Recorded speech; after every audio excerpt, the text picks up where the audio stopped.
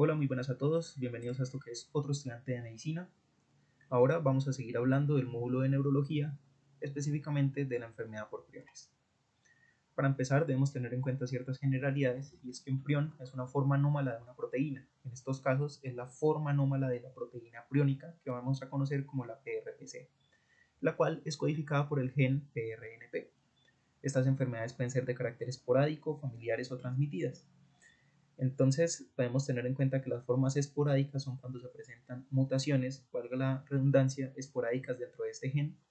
Las formas familiares son en las que las personas pasan de generación en generación ya el gen mutado, y las transmitidas las veremos posteriormente. Se debe tener en cuenta también que dentro del gen PRNP pueden existir polimorfismos en el codón 129, los cuales pueden codificar para metionina o para valina y los cuales van a influir en el desarrollo de la enfermedad. Como sé que quizá esto último no quedó muy claro, vamos a tocarlo en la siguiente diapositiva. Y es que recordemos que cada uno tiene dos copias de un mismo alelo, uno de la madre y otro del padre. Entonces vamos a tener dos copias del gen PRNP, y en el codón 129 hay dos opciones, o que se presente metionina o que se presente valina. Entonces puede pasar que en las dos copias estén formadas por metionina, que las dos copias estén formadas por valina en el codón 129, o la última opción, que es que sea heterocigótico y que en una haya metionina y en la otra haya valina. Lo curioso aquí es que las copias homocigóticas, en las que ambas son metionina o valina, existe un mayor riesgo de enfermedad priónica, mientras que en las que son heterocigóticas existe un menor riesgo de adquirir las enfermedades priónicas. Entonces, la enfermedad aparece cuando la proteína normal, que tiene una forma de alfa hélice, adquiere una conformación anómala que tiene forma de hoja beta plegada. Entonces, ¿cuál es el problema? Que esta proteína anómala se vuelve resistente a la degradación de la proteína K, la cual pues normalmente es capaz de metabolizar la proteína priónica, pero no la proteína proiónica anómala en hoja beta plegada. Entonces, como es incapaz de degradarse esta proteína mutada, se empieza a acumular en el tejido neuronal y empieza a generar lesión por estrés. Para el estudio diagnóstico de estas enfermedades, ya comprendiendo todo esto, pues entonces se hace por medio de estudios de inmunotransferencia de Western en extractos de tejido tras la digestión parcial con proteínas AK. Como sabemos que esta proteína es resistente al metabolismo por proteínas AK, pues en estos estudios se expone y no se va a escindir esa proteína, sino que se va a mantener y se pueden apreciar mejor esos conglomerados de priones. Hay algo muy curioso con los priones, y es que las proteínas mutadas son capaces de convertir otras moléculas sanas en moléculas anómalas, en un fenómeno de propagación. Pareciera como si fuese un agente infeccioso, pero realmente es una proteína que está mal plegada. Esto que acabo de explicar explica el hecho de que las enfermedades sean transmisibles. Entonces existen, por ejemplo, o existían hacía tiempo tribus en el África que eran caníbales y comían el cerebro de las personas que morían, y pues de esa forma ellos podían adquirir el prión y se contagiaban en una enfermedad que se conocía como Kuru. También vamos a ver otra enfermedad que es adquirida de cierta forma similar. Aquí tenemos un gráfico muy explicativo, y es que la proteína priónica normal puede sufrir de mutaciones salvajes o esporádicas, formando pues la variante esporádica, o ya se presenta la mutación de manera familiar, y entonces eso contribuye a la formación de la proteína anómala. Recordemos también lo que acabamos de hablar, por medio de ingestión o de inoculación puede aparecer la proteína priónica y se empieza a propagar. Una proteína anómala es capaz de convertir a una sana en también una patógena. Se van agregando porque no se pueden destruir por la proteína K, y se genera una toxicidad neuronal. Bueno, ahora vamos a hablar de una de las enfermedades, que es la enfermedad de Creutzfeldt-Jakob. Representa la mayoría de los casos, un 90%.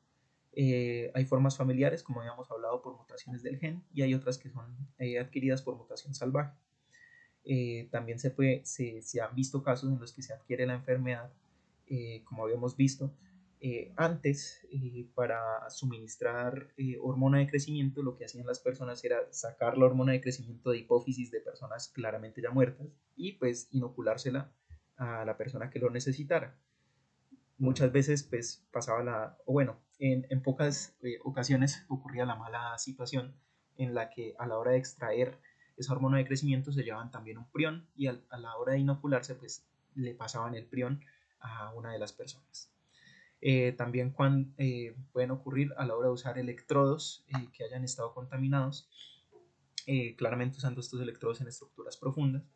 Y en una variante de estas, como lo vamos a ver, a la hora de consumir carne infectada por prión. Su máxima incidencia va a ser a los 60 años y su supervivencia media es de 7 meses, lo cual nos indica que es una enfermedad sumamente agresiva y con una evolución rápida. Por esto mismo que acabo de mencionar, no se suele encontrar macroscópicamente atrofia cerebral.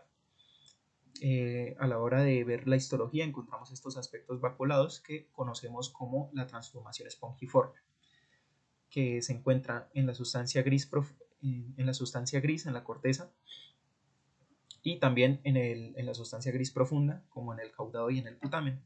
Entonces, este cambio espongiforme es la formación de pequeñas vesículas microscópicas que se pueden formar en el neurópilo y en el pericardio de las neuronas.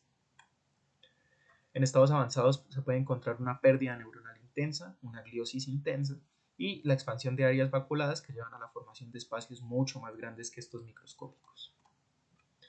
Con respecto a la clínica de esta enfermedad, empieza lentamente con cambios sutiles en la memoria y en la conducta, pero ya después empieza a coger con una demencia rápidamente progresiva, también una mioclonía sorpresa, que es la presencia de unas contracciones musculares involuntarias a la estimulación súbita, y en casos en que haya afección cerebelosa se puede presentar ataxia. Ahora, hablando de la variante, la enfermedad Creutzfeldt-Jakob variante, pues estábamos hablando de que era causada por la ingesta de carne contaminada. Se ha atribuido sobre todo pues, a la ingesta de vacas que poseían la enfermedad de la vaca loca.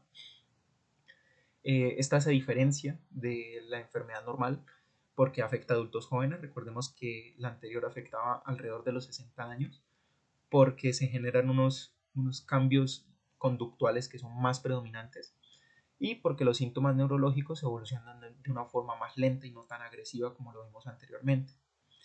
En estos casos no se describen alteraciones del gen y se ha encontrado también que los pacientes afectados han sido los que eran homocigotos para el codón 129 con metionina.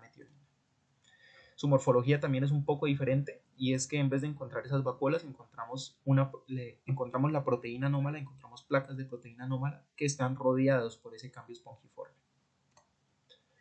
Por último vamos a hablar del insomnio familiar letal. Este se debe a mutaciones del gen PRNP en el residuo 178 que cambian el aspartato por asparagina. Hay que tener en cuenta esto, y es que si el alelo presentaba en el codón 129 metionina, se produce el insomnio familiar letal. Pero si por otro lado ese alelo tenía valina, entonces ocurre la enfermedad de Creutzfeldt-Jakob. Con respecto a la morfología, es importante recalcar que no se encuentran cambios espongiformes, sino que se encuentra una pérdida de neuronas y gliosis, sobre todo en el sistema reticular descendente, en los núcleos ventrales anteriores del tálamo, en los núcleos dorsomediales y en las olivas inferiores. Es importante recalcar este sistema reticular descendente. ¿Por qué las personas presentan un insomnio persistente? Recordemos que el sistema reticular ascendente es el que nos mantiene en estado de vigilia y cuando nosotros queremos dormir pues necesitamos apagar ese sistema reticular, función que es desempeñada por el sistema reticular descendente.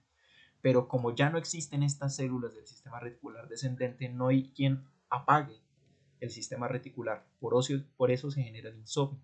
También se puede producir síntomas como hiperhidrosis, ataxia y a lo último se presenta el estupor, el coma y la muerte de manera inevitable. Eso sería todo de la enfermedad por priones. Muchas gracias.